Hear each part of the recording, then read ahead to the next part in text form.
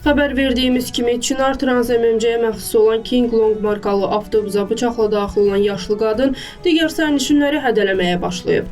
Məsələ ilə bağlı Dinin Mətbuat Xidmətinin əməkdaşı polis leytenantı Lumu İsrafili News 24 aza bildirib ki, ictimai nəqliyyatda kəsici alətlə qeyri-adekvat hərəkətlər edən 1957-ci il təvəllüdlü qadın polis əməkdaşları tərəfindən saxlanılıb. Onun sağlamlıq vəziyyəti nəzərə alınaraq barəsində qanun-müvafiq tədbirlər görülüb. Çınar Trans MMC-nin direktoru İsmail Hüseynov saytımıza açıqlamasında deyib ki, sosial şəbəkələrdə yayılan görüntüləri yenicə görüblər.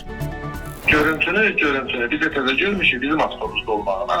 Avtobusdan ancaq bizdə bir çift markalı avtobus çox. Cümaki 165'te olubdur.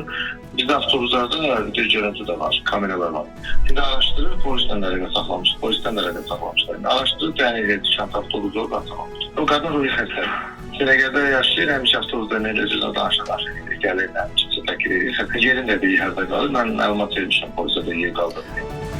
Qeyd edək ki, Çınar Trans MMC-yə məxsus olan avtobuslardan bu ilk şikayət və ya hadisə deyil. Belə ki, keçən il sosial mediada görüntüləri yayılan Batya Vaysmoyski ləqəbli Bəxtiyar Ağa Məmmədov da həmin şirkətə məxsus avtobusun sürücüsü idi. Həmin şəxs dəfələrlə avtobusda təhlükəli manevrlər etməsi, sərnişinlərlə kobud rəftarı, qeyri-adekvat hərəkətləri ilə diqqəti cəlb edib. Eyni zamanda 22.05.2024-cü il tarixində Bakıda qadın avtobusdan yıxılaraq ölüb. Sözü gedən avtobusda Çınar Trans MMC-nin istismarında olan xətt üzrə hərəkət edib. Bu hadisələri xatırladıb soruşduğumuzda isə İsmail Hüseynov bildirdi ki, belə mənfi hallar davamlı olaraq olmur. Davamlı olmur, belə bir söz deyək. Biz şəhərdə ən böyük daşıyıcılardan biri avtobus sayı çoxdur. 210-220 ədəd avtobus işləyir gündə xəttə. Neçə ildən bir belə bir hadisə ola bilər olsun. Amma belə tez bizdə belə hadisələr baş verir.